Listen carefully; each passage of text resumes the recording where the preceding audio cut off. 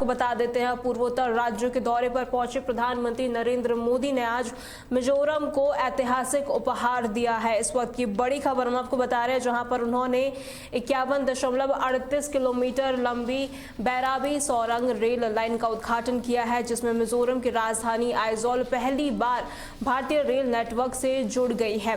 ये परियोजना केंद्र सरकार की एक्ट ईस्ट नीति का महत्वपूर्ण हिस्सा है, जो पूर्वोत्तर क्षेत्र में संपर्क और आर्थिक एकीकरण को मजबूत करेगी। इस रेल लाइन की लागत लगभग 8,071 करोड़ रुपए आई है, जिसमें 48 सुरंगें, 55 बड़े पुल और 87 छोटे पुल शामिल हैं। इनमें से एक पुल कुतुब मीनार से भी ऊंचा है। उद्घाटन के साथ ही पीएम मोदी ने आइजोल दिल्ली और आइजोल कोलकाता, आइजोल गुवाहाटी के बीच 3 नई ट्रेनों को हरी झंडी दिखाई है। इससे आइजोल से असम से सिलचर और फिर पूरे देश में सीधी कनेक्टिविटी हो जाएगी।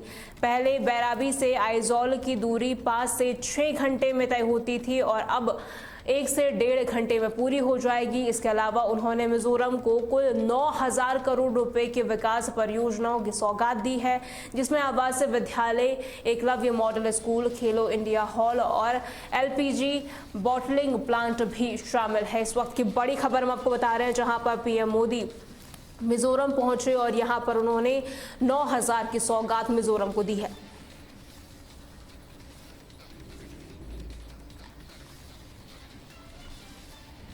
अभिनेत्री दिशा पाटनी के घर पर फायरिंग हुई है। इस वक्त की बड़ी खबर हम आपको बता रहे हैं, जहां पर बरेली में बाइक सवार 2 हमलावरों ने फायरिंग की है। हमलावरों की अब तक कोई पहचान नहीं हो पाई है। अभिनेत्री दिशा पाटनी के घर पर यह पूरी फायरिंग हुई है। बॉलीवुड अभिनेत्री दिशा पाटनी के बरेली स्थित पारिवारिक घर पर शुक्रवार ये हमला हुआ है, जहां पर बाइक सवार पहुंचे और उन्होंने फायरिंग की है। सिविल लाइंस इलाके में ये फायरिंग की गई है। इस घटना से पूरे शहर में हड़कंप मच गया है। पुलिस के अनुसार सुबह करीब 4:30 बजे 2 हमलावरों ने घर के बाहर 7 राउंड से ज्यादा के बार फायरिंग की है, जिसके बाद 2 राउंड हवाई फायरिंग भी की गई है।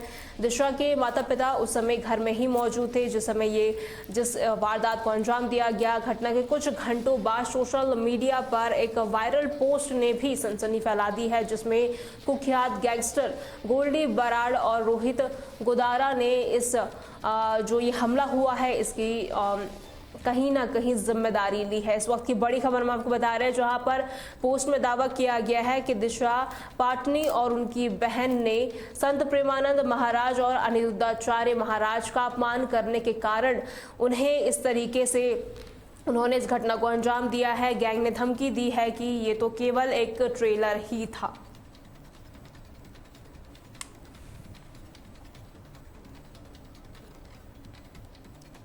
देहरादून की ओर रुख कर लेते हैं, जहां से बड़ी खबर सामने आ रही है। बता दें, उत्तराखंड में आपदा प्रबंधन की समीक्षा बैठक आयोजित की गई है।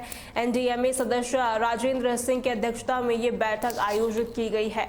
इस वक्त की बड़ी खबर हम आपको बता रहे हैं, जहां पर भारी बारिश और भूस्खलन से प्रभावित उत्तराखंड में आपदा प्रबंधन को और ज्यादा मजबूत करने के लिए देहरादून में उच्च स्तरीय समीक्षा बैठक आयोजित की गई। राष्ट्रीय आपदा प्रबंधन प्राधिकरण यानी कि NDMA के सदस्य राजेंद्र सिंह के अध्यक्षता में ये बैठक बुलाई गई है, जिसमें प्राकृतिक आपदाओं से हुए नुकसान का मूल्यांकन किया गया। बैठक में राहत एवं बचाव कार्य की प्रगति पर भी चर्चा हुई है, जिसमें धराली, थराली और उत्तरकाशी जैसे प्रभावित क्षेत्रों पर फोकस रहा है।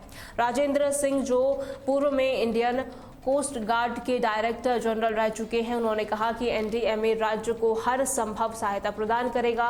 बैठक में हालिया आपदाओं से हुए नुकसान का आकलन भी किया गया, जिसमें सड़कें, पुल और आवासों को जिस तरीके से नुकसान हुआ था उस पर जोर दिया गया है। राहत कार्यों में जो तुरंत सहायता प्रदान की जाए, ये भी बात की गई है। बता दें, इससे पहले मुख्यमंत्री पुष्कर सिंह धामी ने भी बैठक आयोजित की थी और तमाम जो विभाग हैं उन्हें आदेश भी जारी किए थे।